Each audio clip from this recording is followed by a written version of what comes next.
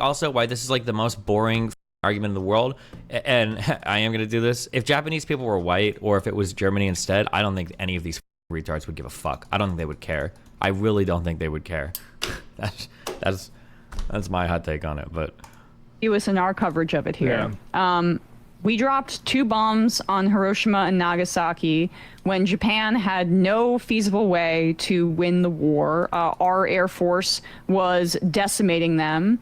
what does that mean? Our Air Force was decimating them? Yeah, by firebombing entire cities and leveling to the ground, like 16 square miles. I think of Tokyo is that what you want? Do you just want more of that? Is that better? Is it better to die in a firebombing than it is to die in a nuclear weapon? Bro, this shit is wild. You have any idea how destroyed this city was? Oh shit, oh my god, I'm so late. Hold on. What was the rest of this? There were some hardliners within their own government who wanted to continue to drag it out and hope that the enemy, the United States, the Allies would tire out and that they would be able to maintain something and it would not be an unconditional surrender. The United States wanted an unconditional surrender, and that was in part due to the fact that we were looking ahead towards our rivalry with the Soviet Union, and we wanted to be the ones to end the war. And that is why, in part, we dropped those 2 weapons that incinerated school children, wiped people out. What's the estimate? School children were, like, people were already being killed. Sorry.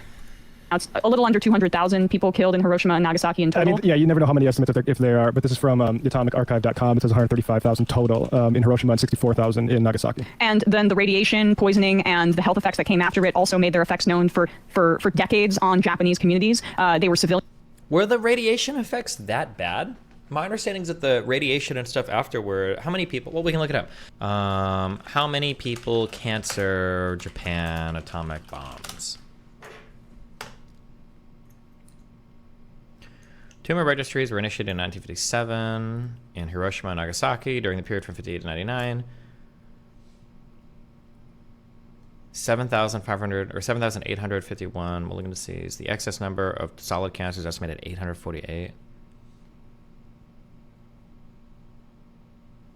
Destiny willing to take hard stances and may be wrong even when the facts are. I'm literally looking up right now, you f***ing retard. Off yourself. Holy shit, how f***ing stupid are you? If you want to present something different, feel free to post it in chat, dipshit. My understanding is that these bombs were exploded. They didn't actually make it to the ground, but that they were exploded in the air. The radiation effects of a nuclear bomb isn't necessarily the same as the radiation effects of like a power plant breaking down. But you guys hear atomic bomb and you think that like, oh, it's irradiated forever. My understanding is today, if you go to Nagasaki or Hiroshima and you measure the radiation, it's the same as like the radiation anywhere else on the planet, right? Not to say there might have been radiation deaths or whatever, but I don't think that like the goal of an atomic bomb is to like irradiate an entire area and just like keep it. I just don't know, but I don't know the numbers. This puts the acute radiation sickness at around 6,000 people.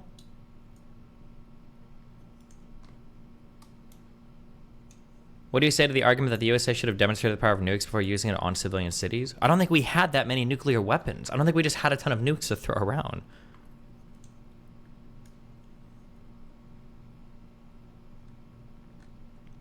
Also, wait, we demonstrated a nuke. We demonstrated one on Hiroshima. Wait, what do you mean? Wait, what? Did we not? We fired 2. There were 2 of them. What? I don't understand. These were people that were not their effects known for decades on Japanese communities. They were civilians. These were people that were not involved in the war effort, and we did it in order to show American might looking ahead to our rivalry with the Soviet Union. The Nazis had already surrendered. Japan was not going to win the war no matter what, and this was all a part of a show of force. Plus, there were domestic concerns because after Pearl Harbor, politically in the United States, there was pressure to be as militant as possible with Japan, and that was deeply intricately involved in Truman's decision in this way. It's also notable that. So this is what I get mad about, because you retards will make posts on my. I hate everybody right now. I'm sorry. I'm in a very edgy mood. Okay, you guys make posts about like, oh, Destiny said that in Florida, if they write that any slave benefited from slavery ever, blah blah blah blah blah. The United States is presented as a pretty big bad guy for World War II. Like, I think these people legitimately think the U.S. is the. Actually, I guarantee you that if you were to pull all three of these people here, they would say World War II, Nazi Germany was defeated by the Soviets. Thank God for them. And I guess the United States helped a little, but oh my God, the nukes were atrocities. That's what I think what all three of these people would say, or four, because I think there's a fourth guy in production or whatever.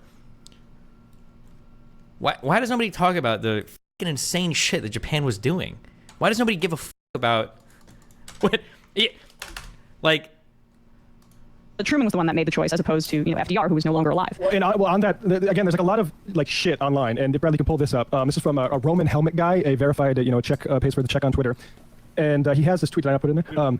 That Kelsey Atherton responded to, but the original, just put the image up first, because there's like people, like we just aren't good at processing this stuff. So the image says from Roman Helmet Guy, I have blood on my hands, and then it's an image of Truman saying, never let that crybaby in here again. I think that's from the movie, that's a quote. Yeah, and go to Kelsey Atherton's clip here. Kelsey writes, the main reason there wasn't a third bomb dropped on Japan is because after Nagasaki, Truman ordered a halt to all atomic bombing unless he gave direct authorization, his first affirmative order over nuclear weapons. Reports of the bomb killing children motivated this halt. So right there already, we've collapsed the actual nuance into the decision into, oh, he was a macho guy doing like the Bernie meme saying, yes, like we do want to incinerate these Total kids. edgelord, yeah. Exactly, and it's like, you when it's presented that way, you'll have a certain percentage of people that are like, oh, yeah, we did do that, and actually Truman was based for doing that, and it's not even the way it went down. And the reason, the reason also that we didn't drop that third bomb was eventually the emperor decided that it was time to surrender, essentially. But the whole notion of what this kind of weaponry does in killing civilians, the military justification is that, well, once the regular people feel what their government is doing in the war, that the people in power are more likely to capitulate to our demands because there will be domestic anger. That has been proven time and time again to be a false premise for warfare. The ruling elites in the United States are disconnected from what regular people are feeling. It is, I can't, I'm done. I'm done with this video. Like, look at how unpopular all military intervention was in the Middle East after Iraq. The idea that when we came home from Vietnam, like the idea that the population, as long as you live in a democracy, the idea that the population doesn't pressure your foreign military action is insane. Like, I don't care, but I don't care. All right. I just want to play video games. Okay, today's a video game day. Wow, Shroud Boy, thanks for the 10 gifted subs, my dude. Like the ruling elite, like normal, ordinary Japanese soldiers were gluing their cockpit shut and flying into boats. Like, what the bro? It wasn't the emperor in those planes. Okay. Through a quick Google search, it says Japan killed over 30 million while liberating from the Greater East Asia Co-Prosperity Spirit. Yeah, because there was a what was the name of the war going on? I'm not gonna be able to. Dude, I never learned anything about this in school, but we don't learn anything east of the Soviet Union for World War II, except for once like the Germanys, or the Nazis, the Germanys, once the Nazis were defeated, then it's like, okay, and then Japan appears. That's basically like, or at least from I didn't take AP US history or, any advanced history courses, to be fair. I only took the normal one, but basically the way that World War II is taught is you've got, at least in my high school, you had the United States, and then Europe, Nazi Germany, Soviet Union. There was no Southern Front. Africa didn't exist, even though arguably there's a lot that happened here historically as well that I don't even know about. Basically, Germany was killing everybody. The United States came over and they stopped them, and then the Soviets also helped with U.S. supplies. And then after this whole conflict is resolved, it's kind of like in movies where like 10 people are fighting Batman, but they always wait one at a time. At some point, Japan bombed us, and then we come over here to Japan. But like conflicts, like China doesn't even exist as a country yet. Korea, Taiwan, none of these places even exist as country. Well, literally, didn't even exist as places yet. And so I don't think we ever learned about any of the conflict or at least I hadn't until a while ago, learned any about the conflict Pearl Harbor, basically, for Japan. But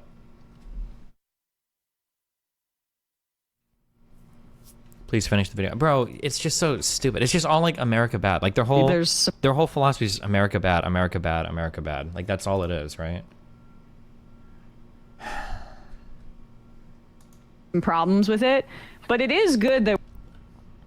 But Japan, my understanding, warning alert, I haven't read about any of this in a long time, okay? So warning alert, but my understanding is that the Japanese people essentially thought the same as the Nazis, and that they were the superior Asian people, and they were going to pillage, rape, destroy, experiment on, murder every other type of Asian person in that Southeast Asian area. And they had done that. They were invading, they were conquering, they were abducting women, they tortured POWs, they had crazy fucking units doing insane experiments that rivaled like Nazi experiments. They didn't view these people as subhuman.